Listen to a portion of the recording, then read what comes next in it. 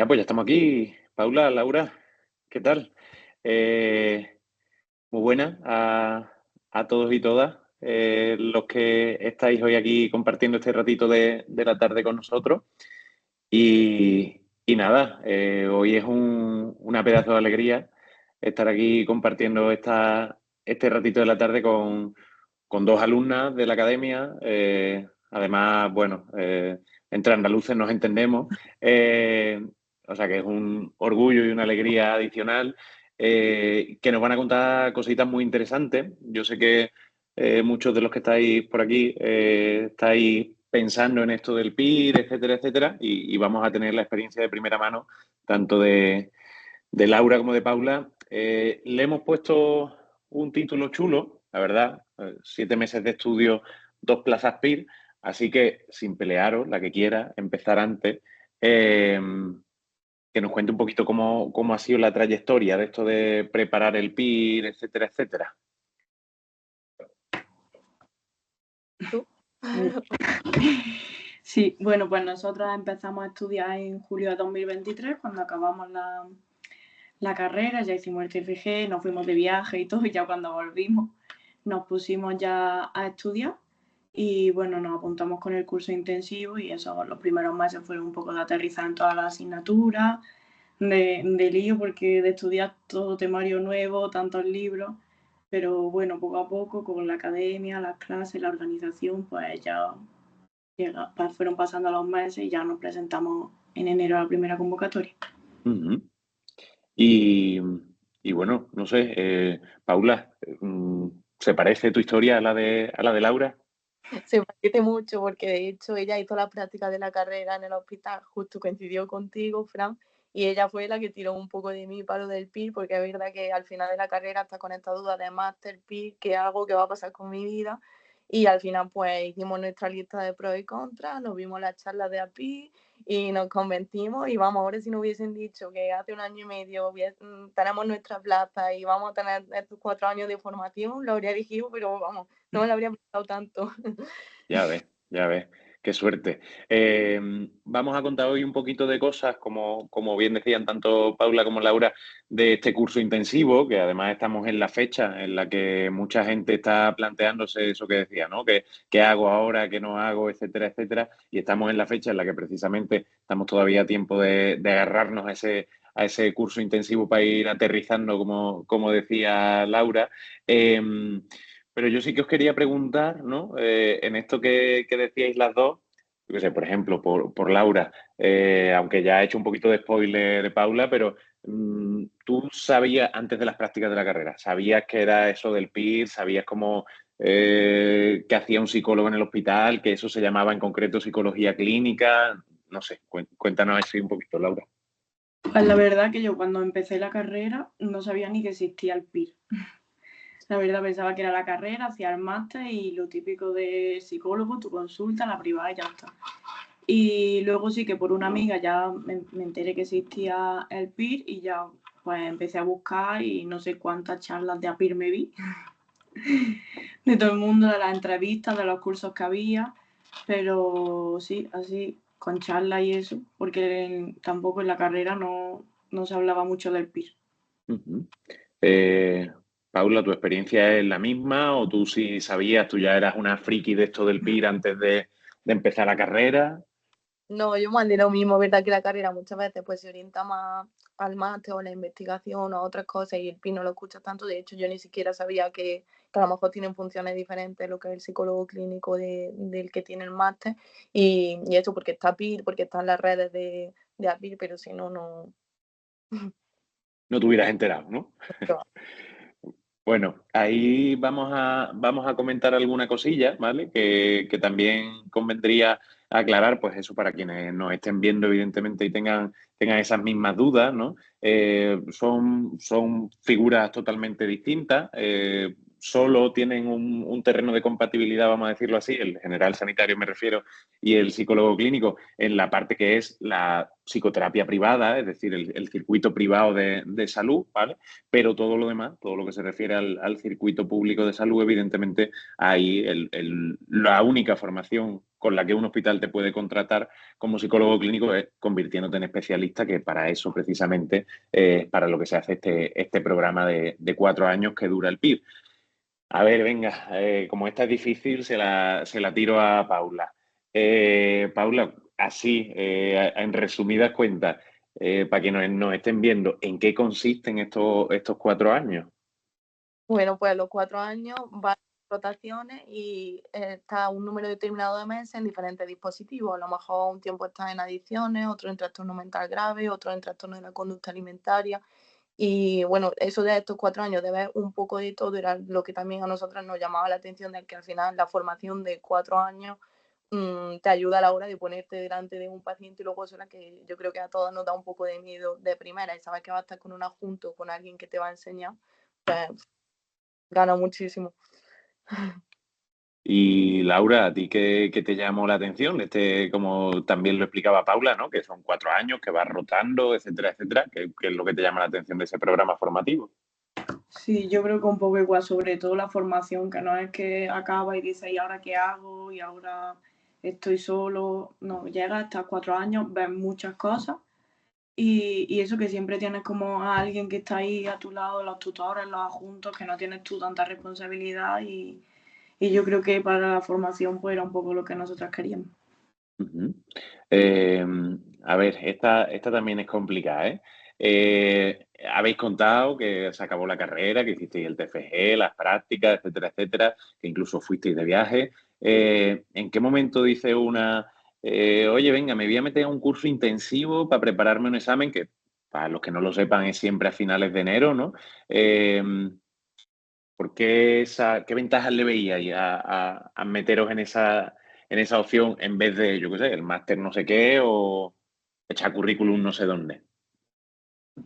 Sí, pues nosotros es verdad que eso, acabábamos la carrera y todavía le estábamos dando vueltas, pero no nos apuntamos hasta que acabamos.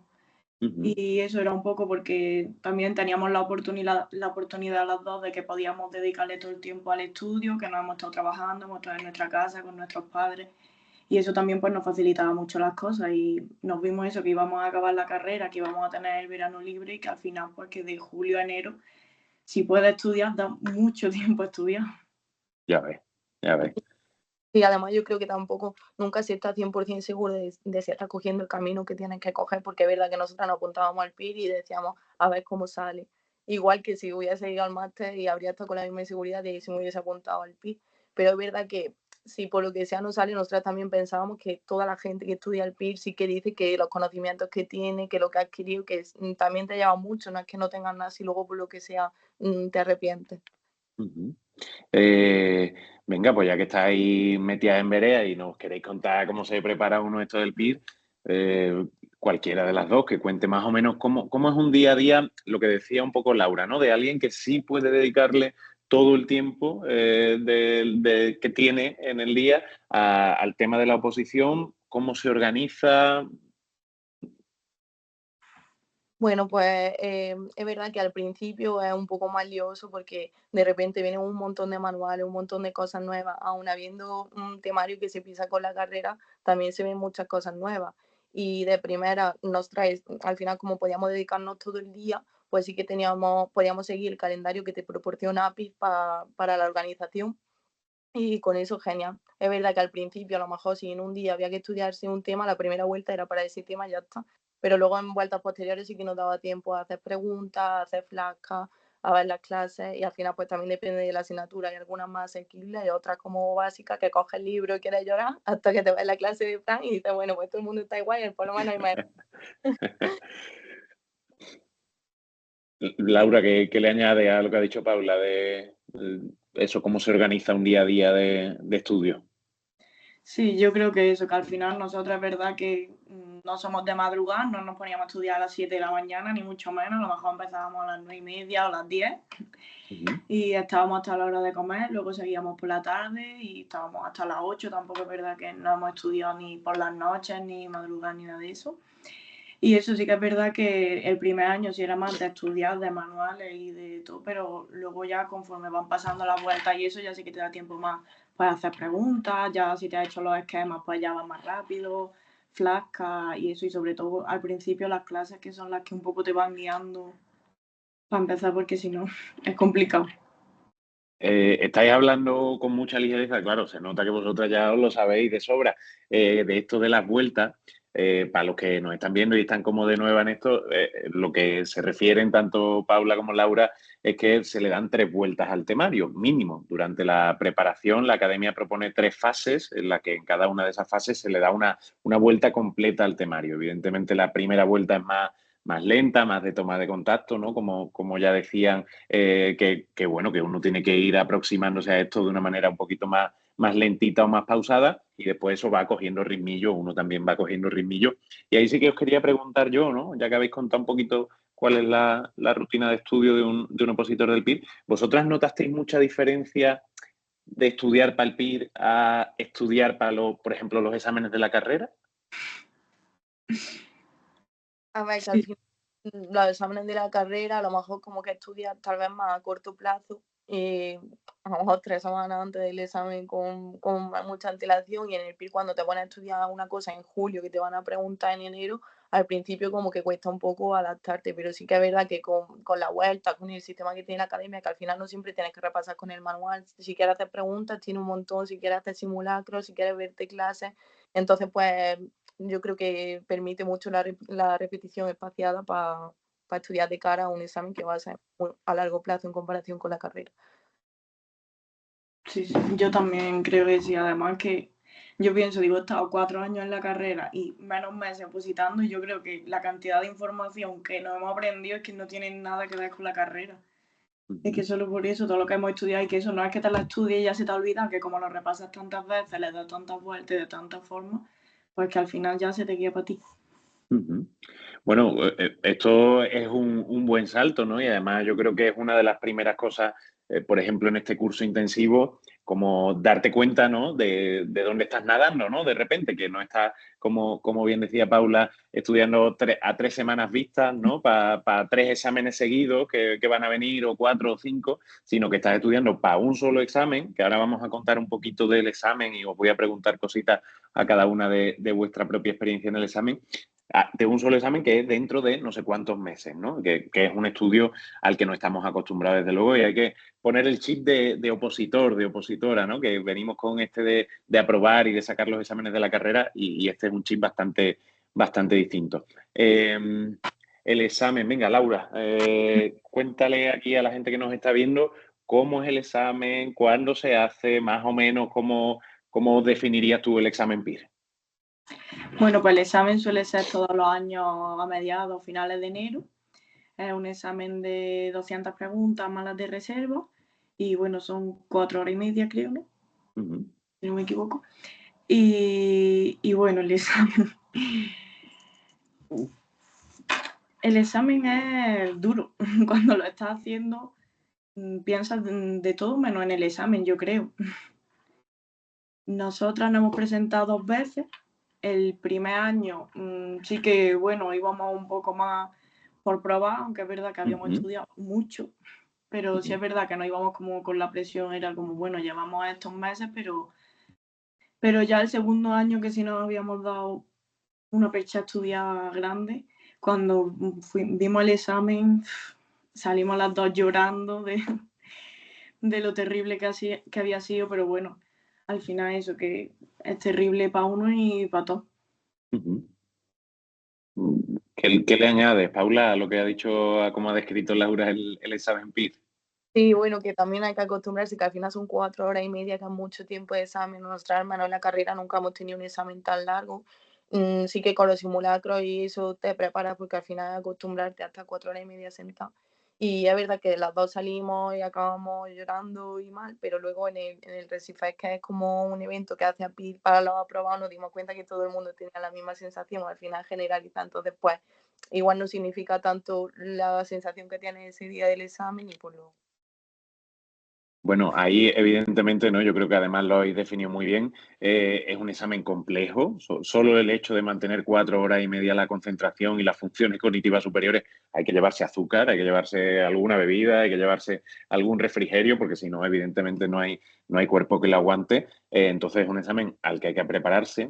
Ya nos decía Paula esto de los simulacros, ¿no? Que además este año hemos añadido desde la academia hasta 5 simulacros más, es decir, 35 a lo largo del año, independientemente de si te matriculas en marzo o en julio, vas a tener acceso a los 35, porque creemos que es importante entrenarse, ¿no? Solo en el hecho, eso lo decía muy bien Paula, y algunos que somos inquietos, ¿no? Estar 4 horas y media sentada en la misma silla, quietito, sin moverte mucho, evidentemente, ya es un desafío, ¿no?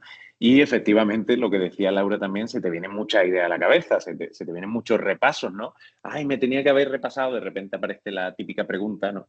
Y me tenía que haber repasado esto la semana antes, no sé qué, no sé cuánto. Ese pensamiento hay que controlarlo porque evidentemente todo es inabarcable, no te puedes repasar todo por última vez en la última semana, ¿no? Entonces, bueno, es un examen que yo también digo que hay que trabajarse mucho, no solo a nivel de conocimiento, sino también de conocerse a uno mismo, de decir, oye, hasta aquí. Hay gente que, por ejemplo, ¿no? Como bien nos contaba Laura, hay 10 preguntas de reserva para las que se anulan de las 200 primeras, ¿no? De las 200 originales, vamos a decirlo así. Hay gente que empieza por las de reserva, hay gente que empieza por su asignatura favorita, empieza a leer y cuando ve que está psicología social, por ejemplo, que siente que la domina, pues ahí empieza a responder las preguntas. Es decir, hay como muchas estrategias que hay que ir desarrollando y bueno, y por eso la academia evidentemente propone el tema de los simulacros. Aquí sí que hay una cosa chula que os quiero preguntar. Ahora os seguiré preguntando por el examen, pero mucha gente los simulacros los usa como presión. Yo siempre digo que hay que usarlo como algo que ayude. Yo no sé vosotras qué sensación, qué feeling teníais con los simulacros, si sacabais muy buena nota, si desde el día 1 que hicisteis simulacro, esto va a ser lo mío, no sé qué. Bueno, nosotras al principio cuando empezamos a hacer el simulacro, sí que es verdad que era fatalesco, que a lo mejor no habíamos estudiado solo una asignatura y de 200 preguntas respondíamos bien 20 con suerte. Aún así, pues intentábamos sentarnos las 4 horas y media, hacerlo todo, aunque no hubiésemos tocado esa asignatura, por acostumbrarte y por ver también la forma en la que se pregunta. Y yo creo que eso nos ayudó. Luego, verdad que al principio se ve, conforme va más asignaturas vas viendo, más progreso, ¿ves? Evidentemente. Y luego también hay tiempo que está estancado, siempre con el mismo número de aciertos y siempre con el mismo percentil. Pero bueno, yo creo que se pasa un poco por todos los sitios. ¿Tú qué dirías, Laura? Sí, también nosotras es verdad que a veces lo comentábamos, que teníamos lo bueno y lo malo de al final hacerlo todo juntas. Porque claro, lo bueno era que si a una le salía mal, a la otra también le salía mal, y es verdad que está muy bien que en los simulacros veas el percentil, pero al final tienes a alguien que sabe que lo ha hecho en las mismas condiciones, que ha estudiado lo mismo toda la semana. Y eso estaba bien cuando nos salía igual, pero cuando a lo mejor sacábamos 10 fallos de diferencia entre la una y la otra, ya decía, esta semana no, y también te compara al final porque lo estábamos haciendo todos juntas. De hecho, nosotras en la primera convocatoria estudiamos más o menos lo mismo y Laura se quedó la número 400 y yo la 700. Entonces, inevitablemente te comparas porque dices, más o menos hemos estado igual, ¿qué ha pasado? Y yo creo que ahí influye mucho también pues lo de cuidarse mentalmente, un poco leerse los apuntes, ¿no? Yo me acuerdo que para la primera convocatoria estaba que apenas dormía, súper nerviosa y tal. Y luego en la segunda sí que se trabaja eso también, que el PIN no es solo a nivel teórico, que hay que trabajar muchas cosas más. Y ahí pues ya sí que una vez trabaja eso yo con ayuda de mi tutora de API, pues sí que nota más diferencia. De hecho, tenemos puestos muy parecidos ahora en esta segunda convocatoria. Bueno, yo creo que también, ¿no? Uno, conforme se va aterrizando, ¿no? Que me ha gustado el verbo ese que ha usado Laura en esto del PIR, le va sacando más rendimiento, ¿no? No es lo mismo una hora de julio, de cuando uno acaba de conectar con todo esto, ¿no? Cuando le llega la caja con todos los manuales a la casa, que una hora de enero, ¿no? De a 2 semanas del examen, en esa hora de enero tú sientes que has avanzado por 7, ¿no? Que estás en un focus total, ¿no? Si la cosa va bien. Y efectivamente, bueno, es un proceso que hay que controlar también esto que decíais las dos, ¿no? De la comparación. Yo siempre decía que durante el año, que el único día que tú compites contra alguien es el día del examen. El resto del tiempo tú estás compitiendo solamente, que no es poco, contra ti mismo, ¿no? O a favor de ti mismo o contra ti mismo, pero es un proceso muy personal, efectivamente, aunque uno lo haga o tenga compis de biblioteca, compis de simulacro, compis de incluso de estudio, pero oye, es un proceso que uno tiene que ir descubriéndose también y ver, que aquí sí que os quería preguntar yo un poquito, a ver si tenéis alguna respuesta, si no, puede ser que no. ¿Descubristeis algo de vosotras como estudiantes? Yo qué sé, estudio mejor de 8:30, 9:30 de la noche, cuando estabais en la oposición que no sabíais previamente. Bueno, pues nosotros es verdad que para estudiar, sobre todo ahora en la oposición, hacer reglas técnicas, hacer memes o todo lo que sea así, algo que no sea estudiártelo de memoria, porque al final no puedes estudiártelo todo de memoria con vista a un examen dentro de un año, eso nos ha servido un montón. Y eso, como éramos dos, pues al final mis reglas mnemotécnicas las tenía Laura, yo las de Laura, y con eso yo creo que nos ha ayudado mucho. Sí, yo creo eso también, que en la carrera al final estudiábamos más como de memoria para soltarlo, pero ahora como es que teníamos que quedárnoslo, teníamos que buscar ya la forma de que no se escapara. Ujú. Bueno, es un estudio distinto, ¿no? A algunos se le hará más complicado, más cuesta arriba en algún momento, pero es un estudio muy distinto, evidentemente, porque estamos hablando de a muchos meses vista, ¿no? El examen. Vale, otra cosa chula, porque habéis dicho al principio, además habéis coincidido las dos, que precisamente al principio, al aterrizar en esto del PIR, las clases ayudaban mucho. La que quiera de las dos, o las dos.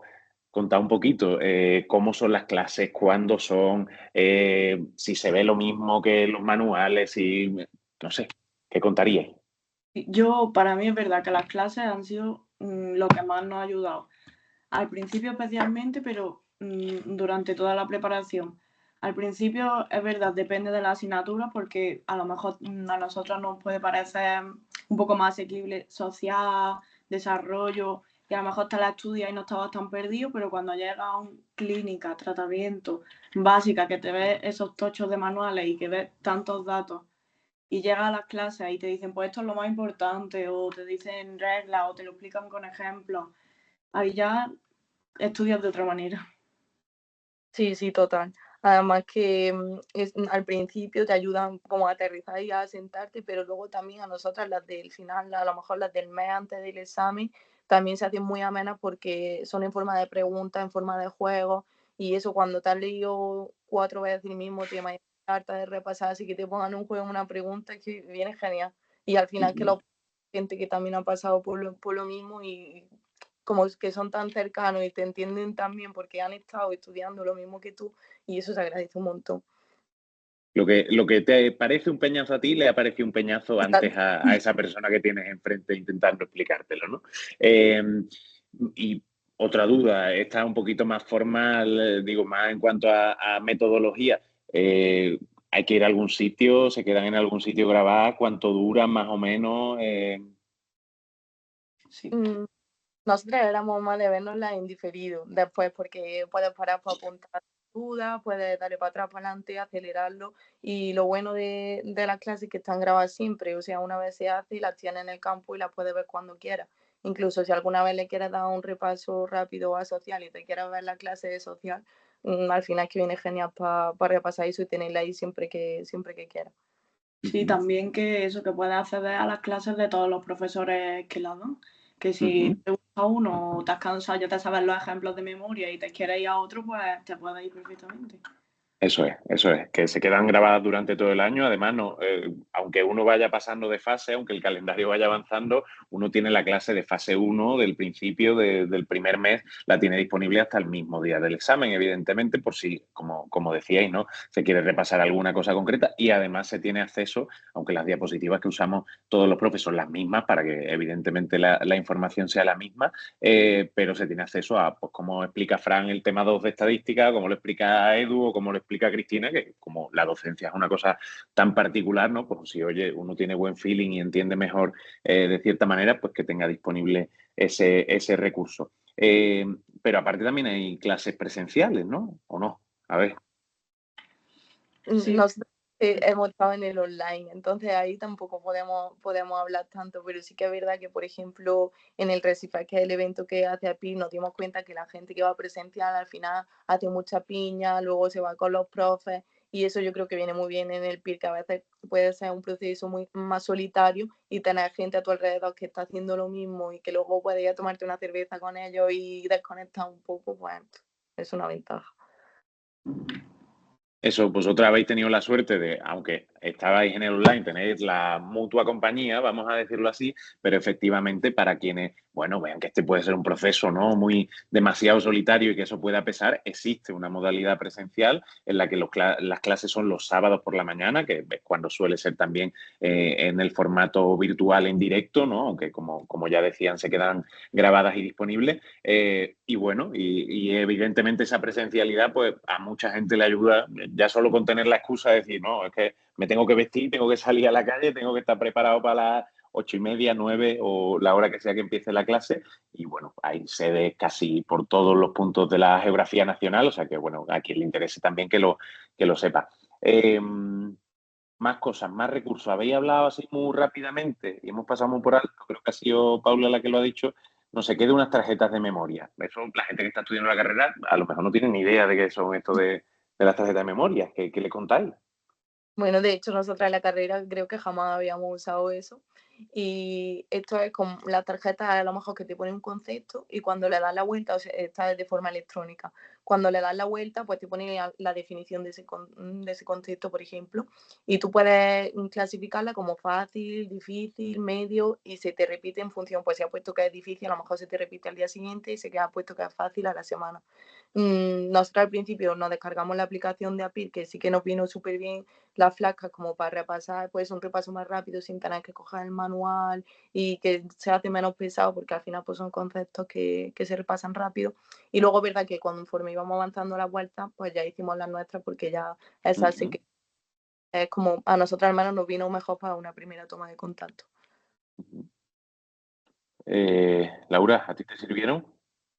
Sí, lo mismo. Siempre como que estamos diferenciando al principio y luego, pero sí, total, que cuando llegas que no te da tiempo solo a leer los libros y a subrayarlos y que te den tantos recursos, lo de las tarjetas también, esquemas que te da la academia y todos los recursos que te da, eso es que cuando no te da tiempo, pues viene genial. Luego es verdad que si a nosotras nos gustaba más ir haciendo nuestro material porque se nos quedaba mejor, pero ya como en la tercera vuelta o así, no, hasta ahí creo que fue que no empezamos a hacer nuestras propias tarjetas. Ujú. Bueno, esto es chulo. Además, vamos, hay un montón de investigaciones en psicología de la memoria que dicen que es de las mejores este repaso sostenido en el tiempo, ¿no? Con este método que también ha explicado Laura en función, Paula, perdón, en función de cuando tú lo pongas la dificultad, pues te la pone el repaso antes o después para un examen a largo plazo y además un examen de reconocimiento, ¿no? Es uno de los métodos que consigue mejores resultados. Y encima, si habéis añadido esto de hacerlo, de construir vuestro propio material, ¿no? Además del que ya os daba la academia, pues entonces estáis usando dos de las mejores estrategias, evidentemente, y así se ha notado, yo creo, en poder conseguir la plaza, evidentemente. Habéis mencionado también otra cosa, que yo creo que aquí podemos echarle un ratico, porque seguro que la gente le ha llamado algo la atención. No se queda un tutor, una tutora, evidentemente. Esta figura, ¿quién es? ¿A qué se dedica? ¿Qué hace? ¿Durante cuánto tiempo lo hace? ¿Qué les contáis? Bueno, pues todo está ahí como principalmente de apoyo emocional, que es muy necesario en durante el PIR y tienes una tutoría mensual como con tu grupo y luego le puedes pedir tutoría individualizada a ese tutor. Y yo, por ejemplo, con mi tutora que se la pedía, me respondía al momento, siempre que podía te pueden dar feedback según los simulacros que haces, cómo va, qué es lo que tienes que reforzar y es una figura que viene muy bien. Luego en las grupales sí que se trabajan a lo mejor técnicas tipo test y cosas así que también es muy... Sí, yo también con mi tutora, sobre todo la segunda convocatoria, recuerdo que tuvimos una tutoría que estuvo revisando los simulacros, los resultados, y ahí fue como ella súper contenta, que iba súper bien, y es verdad que eso también te ayuda porque tú te ves a lo mejor que no avanza y ellas han pasado por ahí, han visto cómo han ido a ellos, te cuentan su experiencia, están viendo también a otra gente y te ayuda mucho a decirte, pues, mira, de resultados vas bien, cuídate ya emocionalmente, o sigue, o esta asignatura necesita más. Y también el día después del examen, es lo que yo más recuerdo, que os juntáis todas a corregir el examen y estáis por la noche corrigiendo y yo le escribí a mi tutora como a las 10 de la mañana que yo ya había metido la plantilla y me contestó como a los 5 minutos y digo, pero esta chica no le ha dado tiempo a dormir y ya me está contestando. Y súper cercano y muy bien, la verdad.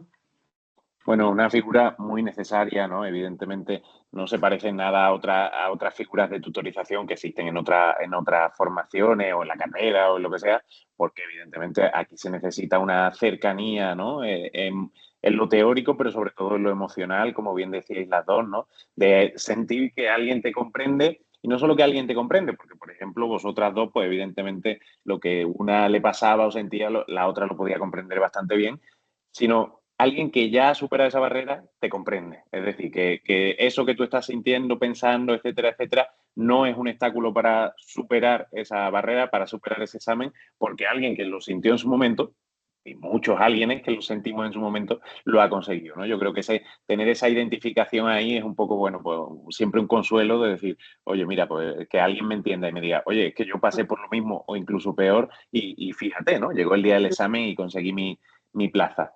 Eh, vale, ahora os quería preguntar un poquito más, que esta parte también llama mucho la atención siempre, aunque ya habéis contado alguna cosilla, como esto del Recifes y demás. ¿Qué pasa cuando uno hace el examen? Uno lo hace un sábado de 4 a 8 y media de la tarde de enero, sale de noche del aula de examen. ¿Qué pasa ahí? ¿Cuáles son los siguientes pasos a dar? Ya ha dicho Laura algo de meter la plantilla, de no sé qué.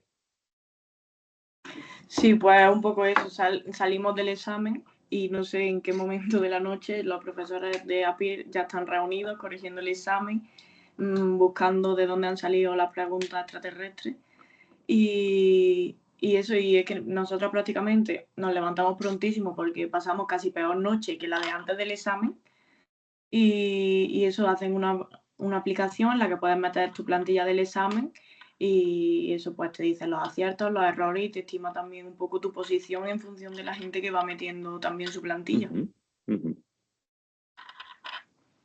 ¿Cómo son esos días? Pues, un día de mucha incertidumbre y eso que este año las notas han salido muy rápido. Nosotros hicimos el examen el 25 de enero y el 5 de febrero ya teníamos nuestras notas y se nos hizo eterno de qué va a pasar, las impugnaciones y lo que decía Laura, que al final que los tutores también están en el post-PIR, que no es hacer el examen y ya se olvidan de ti, que están súper pendientes de cómo va, en dónde meter la plantilla, de cómo está. Y nada, es espera, pero bueno, ya también es desahogo de decir, me levanto y no tengo que estudiar más, voy a descansar, haya aprobado o haya suspendido, pero descanso. Bueno, imaginaos si se os hicieron largo esos 10 días, en mi año, que no hace tanto, hace 8 años, fueron casi 2 meses y medio entre que hicimos el examen y que salieron las definitivas y por lo tanto las listas provisionales fueron casi 2 meses y medio. O sea que algunas cosas, además del aumento de plazas, ¿no? Que año tras año van aumentando, algunas cosas mejoran, evidentemente, para salud de todos, ¿no? Yo creo que eso contribuye a la salud mental y física también de todos los que nos presentamos al examen. Pero bueno, es un proceso también con esa parte, ¿no?, de incertidumbre, pero evidentemente con esa parte de ilusión. Y vale, habéis contado que tú metes la plantilla, que el ministerio publica unos resultados, no sé qué, no sé qué. Y una vez que uno se entera que ha conseguido plaza, ¿qué? Es que es una alegría increíble. Nosotras nos llamamos, vimos las listas juntas, estábamos que no nos lo creíamos porque es verdad que a nosotros, en este caso, la aplicación de Appear sí que nos daba plaza, pero hasta que no ves lo oficial no te lo crees, no sabes que... Y bueno, ya empiezas con la ilusión a mirar hospitales, a ver lo que vas a elegir y a planear tu vida, pues sin tener que estudiar y descansando más que un día a la semana. ¿Cómo es esa alegría, Laura? Pues eso igual, lo vimos por videollamada, ya llorando otra vez, pero ahora de alegría. Y con Ahora nuestra... para bien, ahora para bien. Ahora va bien, sí, sí. Y ya está, y eso. Luego ya empieza a buscar hospitales, que otra vez un poco de incertidumbre de cuál elijo, de que no... Que a lo mejor es verdad que a nosotros nos pasó que cuando ya teníamos la plaza y empezamos a mirar hospitales, te das cuenta que no hay ninguno perfecto. Y ahí también tuvimos un poco que poner los pies en la tierra y decir, hay que elegir en base a otras cosas, va a tener bueno, va a tener malo. Y que eso, que aunque tuviésemos buena plaza, el hospital no hay ninguno que diga este es perfecto, este se lo va a quedar.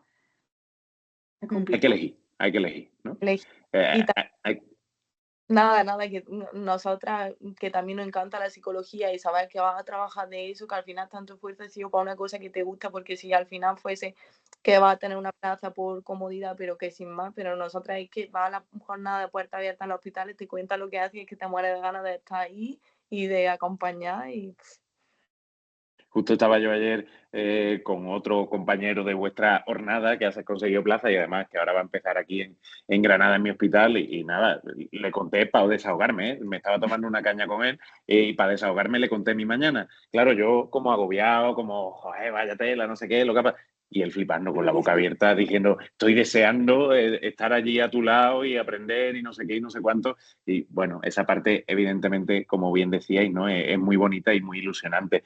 No lo hemos contado, pero bueno, lo decimos, es una oposición a nivel nacional, está del PIR, al igual que el MIR, el EIR y las otras especialidades sanitarias, y por lo tanto, cuando uno ya por fin consigue su ansiada plaza, puede elegir cualquier hospital de España. Además, desde este año, y parece que va a ser así en el futuro, se ha implantado la elección híbrida, es decir, que quien quiera puede hacerlo en modalidad online y quien quiera puede hacerlo yendo presencialmente a la sede del Ministerio de Sanidad allí en Madrid. Y uno elige, pues si uno es el número 11, elige la plaza que nos hayan elegido los 10 primeros. Pero esto no quiere decir el hospital, porque muchos hospitales, sobre todo los hospitales grandes, tienen varias plazas. Los de Madrid, pues hay hospitales hasta con 6 residentes en el mismo hospital, es decir, que 6 compañeros, 5 lo pueden haber elegido antes y tú seguir teniendo plaza en ese hospital. Y como bien decíais, ¿no? También hay que analizar muchas cosas. Yo no sé si ahí nos podéis contar un poquito cada una qué pensó, qué preguntó a la gente de los hospitales para decir, oye, este me gusta, este no me gusta, este lo tendría entre los elegibles, este no.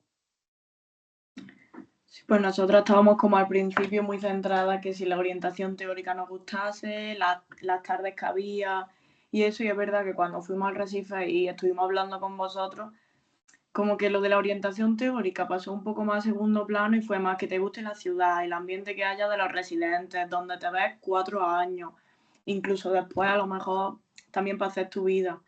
Y sí, sobre todo preguntábamos un poco pues por las tardes y el ambiente entre residentes.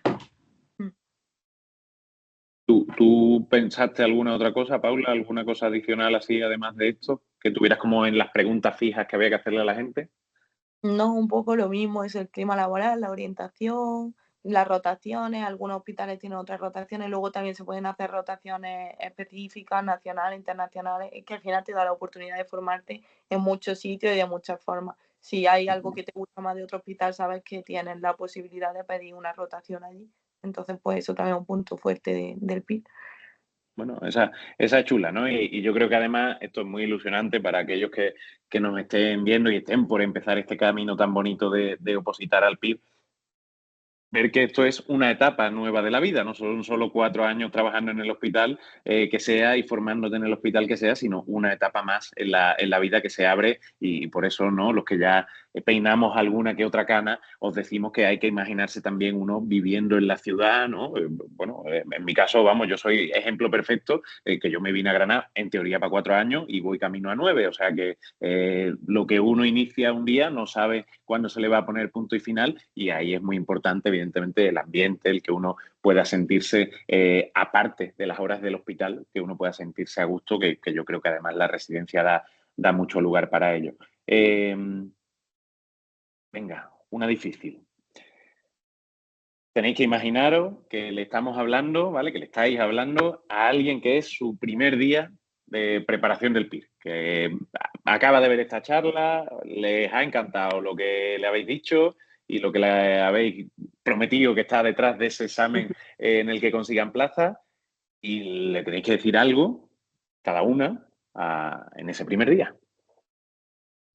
Bueno, yo creo que primero que es una carrera de fondo y mentalizarse que a lo mejor no se ven resultados tan a corto plazo como en la carrera, que hace un examen y a lo mejor a la semana siguiente ya tienes una nota y es verdad que el feedback solo está en los simulacros, pero no en un examen real y que no se agobie al principio, que al principio yo creo que es una sensación de todos que vemos tanto temario y tanta que de repente dices que Dios mío, ¿qué he hecho? ¿Por qué me he metido aquí?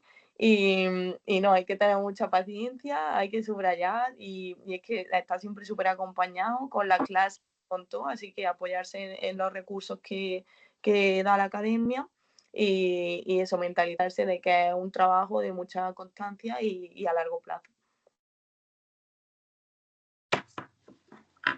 Sí, igual yo también le añadiría al final que intenten disfrutar de estudiar lo que puedan, pero también de todo lo otro que pasa mientras estamos estudiando, que a veces eso, tienes otras cosas ahí y no puedes, pero al final eso también pasa y no las disfrutas y son muchos meses que tienes que intentar hacer cosas que te gusten, si te gusta hacer deporte, si te gusta estar con tu familia, con tus amigos, porque también al final es que son muchos meses y eso se te pasa.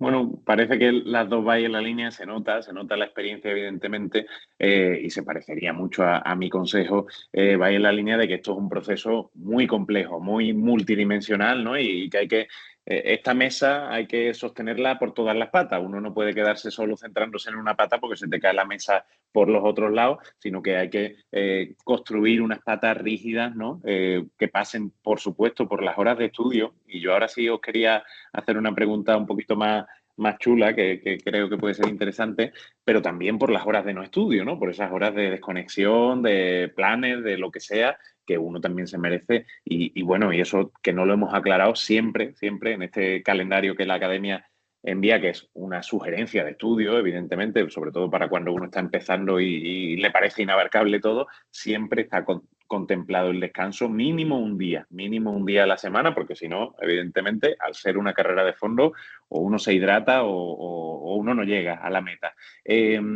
Os quería preguntar, porque habéis dicho cosas también de que el PIR, bueno, desde luego es una ampliación de temario con respecto a la carrera, es decir, se ven muchas cosas que durante la carrera ni siquiera se han mencionado.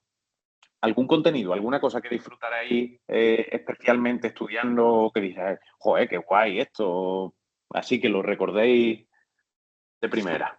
Yo diría sobre todo tratamiento, porque al final es verdad que, no sé, por lo menos yo en la carrera sí que se me quedó corto y ves tantos tratamientos, tantas cosas nuevas que se están haciendo, que se están probando, que no ves que es todo tan ya tan clínico, tan, verdad que la carrera a mí sí que me dio la sensación que podía ser un poco más biologicista y luego llega la asignatura de tratamiento y ves tantos tratamientos y tantas cosas chulas que se hacen. Y luego también que preguntan al hospital y te dicen, pues aquí se hace tal programa y tú te la has estudiado. Y... Sí.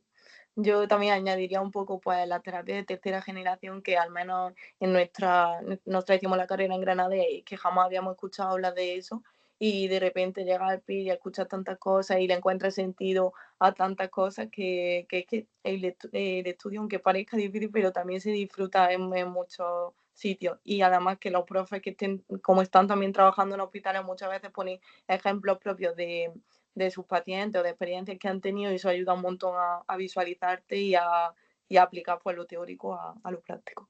Porque la Eso carrera- motiva, ¿no? Eso motiva, ver que hay una aplicación real. Sí, que la carrera parece que los profesores, algunos no han pisado una clínica y es más la docencia, y aquí al final los profesores están trabajando, son pires. Bueno, son pires, son adjuntos y pires también. Bueno, yo creo que esa es una parte muy bonita, ¿no? De verle la aplicación real, ¿no? Que yo te esté contando el tratamiento, no sé qué, y que te diga, mira, el otro día con un paciente me pasó no sé qué, no sé qué, y ya hay uno, incluso recuerda mejor las cosas teóricas, ¿no? Cuando es capaz de asociarlo a algo así. Ah, claro, por eso Fran en la cuarta sesión le dijo no sé qué, porque es como la segunda fase del tratamiento, no sé qué, no sé cuánto, ¿no? Entonces, esa parte chula, es verdad que era una respuesta fácil de dar.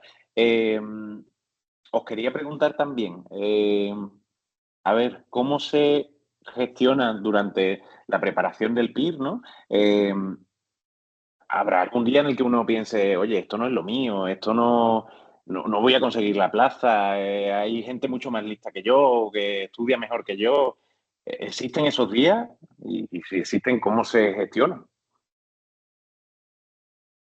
Al final es que es un poco montaña rusa el PIR y a lo que decíamos antes, inevitablemente te comparas con quien conoce, quien no conoce y bueno, también es una cosa que hay que aceptar, que no van a ser todos los días buenísimos, que no todos los simulacros te van a salir genial, que no vas a afrontar todas las asignaturas de la misma forma o con la misma facilidad, pero que igual que te pasa a ti, le pasa al resto de opositores, que nosotros no hemos conocido un opositor que no haya tenido malos días dentro del estudio. Así que bueno, yo creo que consuela un poco que al final todos estamos así. También un poco lo que decíamos antes, que no solo al final cuando no ves resultados, sino también un poco lo que tengas en tu vida, que tienes otros problemas personales, tienes cosas de tu vida que a lo mejor un día pues dices que tengo que parar esta semana porque tengo que encargarme de otra cosa y para y ya está. Y sigue estudiando la semana siguiente, el mes siguiente o cuando puedas volver a estudiar. Bueno, yo creo que esto va en parte, ¿no? También con esto de ser una carrera de fondo, ¿no? Si evidentemente tú estás estudiando para un examen que tienes en 3 días, como puedo pensar exámenes de la carrera, ¿no? Pues como pierdas alguno de esos 3 días, es que la cosa se complica porque has perdido un tercio de la preparación, de lo que tienes para prepararte. Pero claro, aquí si estamos hablando que uno tiene 200, 250 días por delante, pues por un día que uno diga directamente, ¿no? Hoy cierro el libro y hoy me merezco yo irme al cine, dar un paseíco o despejarme un poquito a ver si mañana ya se afrontan las cosas. Eso es mínimo. La influencia que tiene, evidentemente, es mínima y, en todo caso, una influencia positiva, ¿no? De escucharse a uno mismo, de cuidarse a uno mismo. Entonces, bueno, yo creo que hay que cambiar muchos chips y como sé que mucha gente de la que nos está viendo está precisamente en ese momento de doy el paso, no doy el paso, que desde luego ese esquema que nos ha funcionado a todos en la carrera, porque evidentemente la hemos aprobado, pero hay que cambiarlo, hay que sustituirlo y hay que poner un esquema un poquito más de a fuego lento, ¿no? Venga, y ahora ya nos vamos a enfocar estos minutillos que nos quedan. Por supuesto, recordarle a la gente que si necesita, si tiene alguna pregunta, alguna aclaración que quiera que hagamos, que disponen del chat para que lo planteen por ahí y nosotros le respondemos. Pero ahora nos vamos a enfocar un poquito más en lo que os viene ahora, que es una parte también, bueno, es la parte chula, es la parte ilusionante, que es la formación durante los 4 años como residentes de psicología clínica para convertiros en psicólogas especialistas en psicología clínica y poder trabajar como adjuntas, como facultativas en el hospital al terminar la residencia. Podéis responder lo que creáis que es y tenéis la salvaguarda de que aquí está el comodín del público, comodín del viejo, que ya se la sabe toda. O sea que si algo es una idea que tenéis pero que no es así, que tranquilas que yo os lo matizaré. ¿Cómo se trabaja? ¿Cuánto se trabaja? ¿Cuánto se gana? Etc, etc. Condiciones del PIR. A ver. Bueno, como estamos en diferentes hospitales, las dos estamos trabajando por la mañana en función del rotatorio, puede que cambie un poco, se mueve de 8 a 3 más o menos de mañana. Y yo en mi caso, que estoy en el hospital de Málaga, tengo 2 tardes a la semana y las son como nuestra guardia, lo de los médicos, pues a nosotros se le llama tardes de atención continuada y esas 2 tardes, pues a lo mejor, por ejemplo, se hacen grupos de ansiedad social o en función de un poco de lo que vayan proponiendo o la necesidad que haya. Y ahora si tú quieres contar que cambia un poco en Granada. Sí, yo es un poco igual, yo he cogido el hospital de Granada y ahí tenemos 5 tardes al mes, que más o menos es una por semana, que se hace en grupos pues, de duelo, de familiares de psicosis, un poco, todavía no sabemos muy bien porque no hemos empezado, pero sí, eso es lo que nos han contado un poco y luego también hacemos una tarde en urgencia con el psiquiatra y eso nos han dicho que como que las tardes son de 3 a 8 o algo así. Y es un poco el sueldo en función del hospital. Paula, que hace más tarde, pues cobra un poquito más. Aquí en Granada, que son menos tarde, un poquito menos. Pero bueno, que está bastante bien.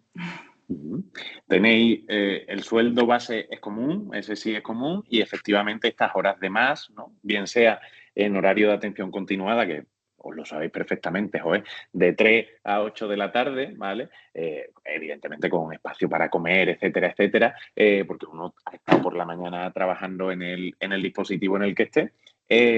Pues eso se abona aparte, en la nómina, en la misma nómina, pero se abona aparte.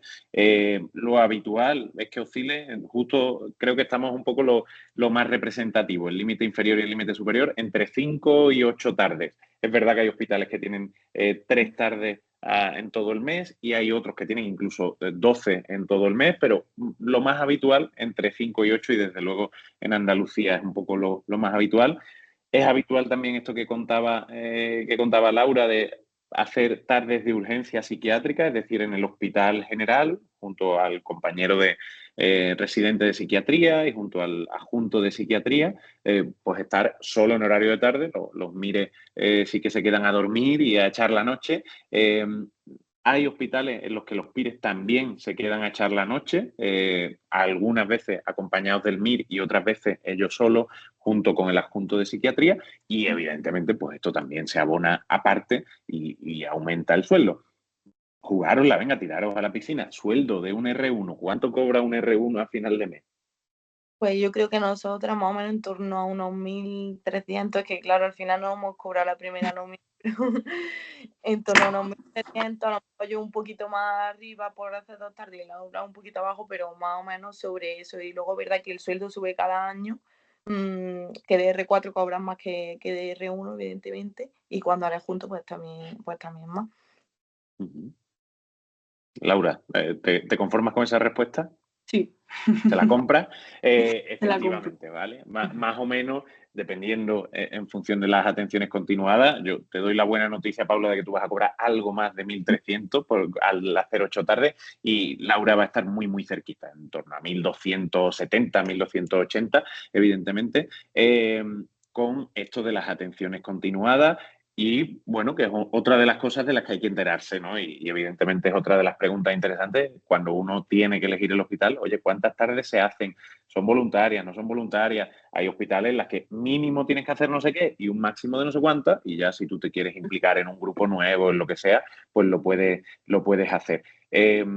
Vale, eso muy bien. El sueldo es progresivo porque la responsabilidad es progresiva, que esta es otra cosa que yo creo que asusta mucho cuando dice, ¿y vas a entrar a trabajar en el hospital? Sí, pero no desde el primer día llevando todos los casos, ni muchísimo menos, sino que al principio es una observación casi no participante y poco a poco eso va haciéndose observación participante, vas ganando autonomía y esa autonomía efectivamente se ve reflejada en el sueldo, que de R4 pues se nota mucho la comparación con cuando uno era R1 y donde llega el salto grande de responsabilidad y evidentemente también de asignación monetaria es cuando uno ya se hace adjunto, cuando uno ya es psicólogo, especialista en psicología clínica y le contrata al hospital, que ahí podemos estar hablando, depende un poco de la comunidad autónoma, etcétera, etcétera, pero podemos estar hablando de unos 3.000 euros mensuales, lo cual evidentemente es un muy buen sueldo en el campo de la psicología.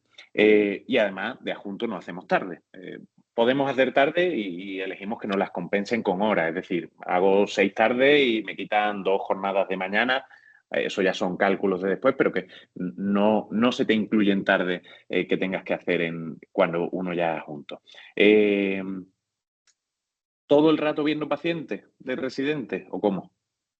Bueno, es otra cosa también que nos gusta del PIR, que, por ejemplo, en mi hospital los miércoles son de docencia y ahí sí que un poco a lo mejor más teórico, más se supervisan casos, se aprenden nuevos. Nosotros en concreto tenemos docencia conjunta con Mire de psiquiatría y con enfermeras de salud mental, y luego es una parte de la mañana y otra parte de la mañana ya nos separamos por especialidades. Y al final sigue aprendiendo, porque a nosotras como que nos da pena que todo lo que hayamos aprendido en el PIR se nos olvide un poco, y el seguir un poco así, bueno, con la supervisión de casos y el poder apoyarte en tus compañeros si algo te sobrepasa o si algún caso no sabe bien cómo gestionarlo, pues. ¿Le compramos la respuesta, Laura? Sí, Tú- eso es lo que nos han dicho, ¿no? Que tenemos docencia, también muchas formaciones en el hospital. De hecho, todavía no hemos empezado. Yo, mi tutora, ya el otro día me invitó a ir a una formación que eso, que ves que no es solo ver pacientes y ya está, que al final sigues formándote, sigues estudiando, que no se acaba de estudiar y eso es bueno también. Lo que pasa es que ya, evidentemente, un estudio mucho más adaptado a tus necesidades y a tus intereses. Y ya no tienes que rendir un examen al final de no sé cuándo, sino que simplemente, para mí es lo más bonito, es la presión más bonita por ayudar mejor a la gente que tienes enfrente, evidentemente. Pues, oye, ha salido esta psicoterapia o viene no sé quién. La semana pasada estuvo aquí en Granada justo un hombre que es pionero en el desarrollo de la psicoterapia basada en el sentido y nos dio una formación el jueves de 9 de la mañana a 7 de la tarde intensiva para qué cosas de eso podemos aplicar. Es decir, que la formación va a ser continua y el reciclaje de conocimiento va a ser continuo a lo largo de la vida y además de residente, efectivamente, un día a la semana, mínimo un día a la semana, se dedica a formación teórico-clínica, ni mucho menos se parece, ya lo veréis, ni mucho menos se parece a una clase de universidad, sino que es una cosa muy, muy aplicada, pues eso, incluyendo supervisión de casos, incluyendo escuchar a compañeros residentes de otras especialidades, de los que se aprende una auténtica barbaridad. Entonces, bueno, está chulo. Y el resto, los otros 4 días de la semana, pues vas al dispositivo en el que efectivamente tú estés rotando. Venga, Laura, hazle una pregunta complicada a Paula y viceversa. Es decir, ¿de qué contaríais del PIR o de...? Vale. Sí, pues, ¿qué le diría a esta gente que está ahí entre me apunto o no me apunto? Justo el día que dices, venga, voy a apuntarme. Bueno, si nos tenemos que basar en nuestra experiencia, lo que a nosotros nos hubiesen dicho en un año y medio va a estar con plata, y aunque sean 3, 4, yo creo que merece la pena muchísimo. Y bueno, como nosotras hicimos su lista de pros y contras con el máster y el PIC, que lo hagan, que se visualicen a largo plazo y no solo con lo que ahora mismo elegirían, sino que es lo que quieren en su vida, qué tipo de pacientes quieren ver y de formación, y a que a partir de ahí elijan, pero que si en base a nuestra experiencia que cojan el PIR. Qué bien respondido. Esto lo tenías preparado, Paula, te sabías la pregunta. Venga, ahora hazle tú la pregunta complicada, Laura, a ver si se le ocurra. Mm. A ver, es que estoy en blanco, no lo tenía preparado porque no. Mm. Porque elegiría el PIR y no el máster en este caso. Perdón, que se ha cortado. ¿Por qué elegirías el PIR y no el máster? Que bueno, que tengamos la duda con el sanitario, pues ¿por qué no? Eso. Sí, yo creo que sobre todo eso, por los 4 años de formación, que al final el máster a mí me da, nosotras no hemos hecho el máster, que es verdad que hay gente que hace el máster y luego el PIR, o nosotras no hemos hecho el máster y a mí me da la sensación como que el máster era un poquito ampliar la carrera, pero al final pues no son tantas horas de práctica, no es la supervisión que vamos a tener ahora en estos 4 años, a lo mejor no tienes la oportunidad de rotar por tantos sitios como nosotros y eso, yo creo que sobre todo el aprendizaje que te llevas de la residencia. Joder, qué bien. Es que, ¿cómo se nota, eh? ¿Cómo se nota que habéis estudiado juntas? Que tenéis hasta el temario común de cómo responder a esto. Efectivamente, ¿no? Efectivamente. Y como bien decía también Laura, hay gente que hace primero una cosa y luego la otra, sobre todo primero hace el máster y luego hace el PIR. Son temarios compatibles porque de hecho el PIR es una ampliación, igual que decíamos que es una ampliación del temario de la carrera, también es una ampliación del temario del general sanitario. De hecho hay compañeros, compañeras que están matriculados, que se están sacando el máster general sanitario mientras se preparan el PIR y por ejemplo, usan el libro de tratamiento psicológico, que además sabemos que es un pedazo de libro, para prepararse los exámenes del máster. O sea que imaginamos que es muy, muy compatible, evidentemente. O sea que se pueden hacer las dos, pero evidentemente la salida laboral no tiene nada que ver el ámbito público con el ámbito privado, la seguridad, la tranquilidad del ámbito público, que tú sabes que, bueno, pues que tu empleador es el Ministerio de Sanidad, evidentemente, y que te va a tener ahí. Eh, y el tipo de paciente, efectivamente, pacientes mucho más graves, a los que es una sensación preciosa poder ayudar y que se nos vayan de la cabeza ciertos mitos, ¿no? Como que no sé qué trastorno, ya solo medicación o solo no sé cuánto. No, no, por supuesto. Yo, venga, como no me habéis hecho la pregunta a mí el contenido que más ilusión me hizo estudiarme durante el PIB fue la COPE, la terapia para el momento agudo de la psicosis. Yo cuando leí eso en el manual de tratamientos precisamente y vi que había un tratamiento psicológico para cuando un paciente estaba fatal, brotado, en un momento agudo de psicosis, y dije, joder, qué bonito. Y evidentemente, pues esto viene de compañeros y compañeras, en este caso de Inglaterra, psicólogos clínicos que se meten en el hospital y dicen, oye, que por supuesto que en el peor momento de la vida de una persona puede haber un acompañamiento psicológico, además de las pastillas o no, etcétera, etcétera, pero podemos intervenir, ¿no? Entonces, bueno, yo creo que esto es algo que vosotras ahora justo estáis a punto de empezar a descubrir. Así que nada, vamos a dejar a la gente tranquila, que le hemos contado un montón de cosas. Yo creo que habéis aclarado muchísimas dudas. Daros las gracias, por supuesto, a quienes nos ven y a vosotros y a vosotras dos. Y la enhorabuena. Y nada, que ya mismo empieza lo chulo. Ya sí. Pues chicas, muchas gracias A y que ti. tengáis muy buena tarde. Gracias. Hasta luego. Hasta luego. Que vaya bien.